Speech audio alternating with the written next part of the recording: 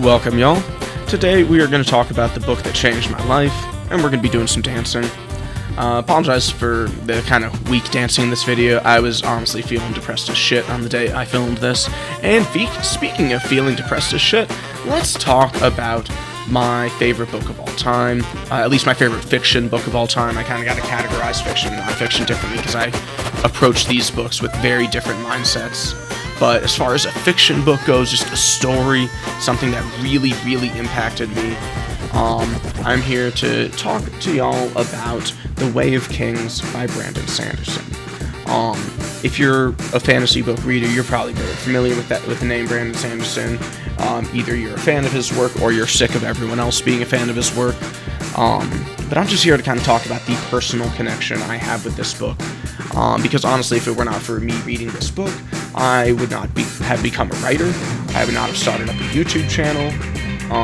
My life would look very different if I had not read this book. That's just how much it impacted me. So, this book, among other things, restarted a love of reading for me. When I used to be a classroom teacher, I just used video games to turn my brain off at the end of the day. I really hadn't read a book in like 5 years outside of stuff I had to read for work. And I just kind of assumed I didn't like reading anymore. I assumed I'd gotten bored of it or whatever. And so in my last year of teaching, I was trying to fix this. I read some stuff like classics. I read Lord of the Rings. I read Dune. Those are both really, really awesome books, but they don't speak to me on the level that this book did. Because this book is, in my opinion, the most accurate depiction of mental illness that I have ever seen in any story ever, just period.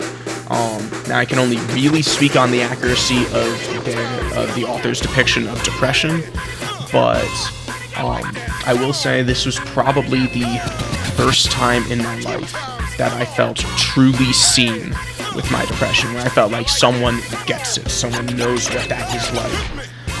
And it was by reading this book.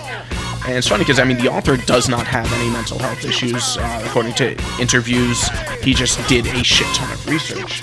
And it works. It really works. So, our main character in this, we have a lot of main characters, but I think if we had to pick one main character, it's our depressed homie, Kaladin Stormbless.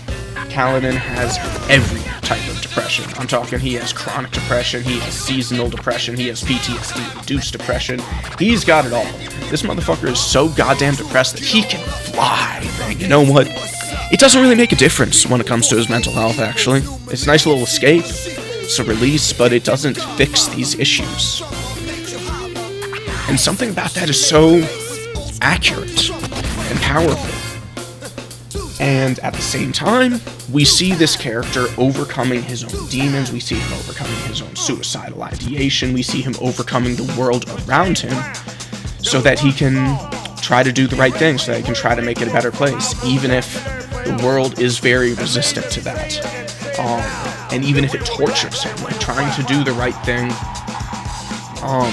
and trying to push through when shit gets really tough, causes a lot of self-hate and self-blame for Kaladin, which I definitely identified with when I was a teacher, just with the mindset of, like, I have to be able to serve every student and do everything perfectly, and you know what, that's just not the reality.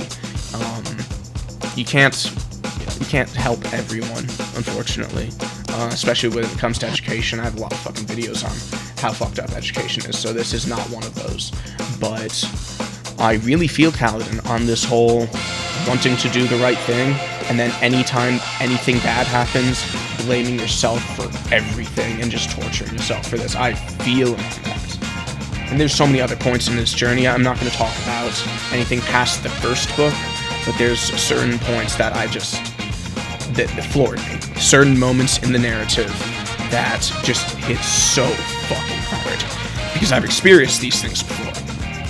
These things fucking suck. And then I see someone with basically superpowers, who's like one of the most badass warriors in the entire fucking world. And he is dealing with the exact same shit. There's something so powerful about that. And I'm of the personal opinion that if you want to learn more about mental health, reading this book is probably the most fun way to do that. There's probably ways where you could maybe learn a bit more quickly about mental health. Maybe reading a 300-page book instead of a 1,300-page book, and reading something nonfiction instead of fiction. Sure, you could do that. But if we're talking something that's engaging and fun, where you will enjoy yourself while you are reading it, and you will also learn about mental health, you will also learn about depression, and through our other characters, you'll learn about this generalized anxiety disorder and PTSD and all sorts of other mental illnesses that I'm not going to get into because a lot of them don't crop up until later in the series. And I just want to avoid any spoilers. But yeah, so it's the first book in a series. Each book's like over 1,000 pages, so these are big boys. But these books, they don't spend 1,000. The author doesn't spend 1,000 pages describing the moss on the rocks. It's 1,000 pages of real ass character development and people struggling with their own demons. So that's a much more acceptable use of 1,000 pages for me. But yeah, this book inspired me to start reading again. After this book, I devoured the rest of the series, and I just kept reading, and I read like 26 books last year. This year I've read like 3 because my attention span is just so fucked, but we're not going to get into that right now. And this also later moved me to start writing. The author has a YouTube series about how to write sci-fi and fantasy that I think is just pedagogically really on point. Pedagogically, for those outside education, means the teaching methods are really, really effective, in my opinion. And so this book set me on a path of reading and writing and just feeling seen with depression and feeling confident talking about depression and just getting more comfortable with being me. So I would check it out if you haven't. It's a dope book. But for now, let's just dance, and y'all have a great day. Peace.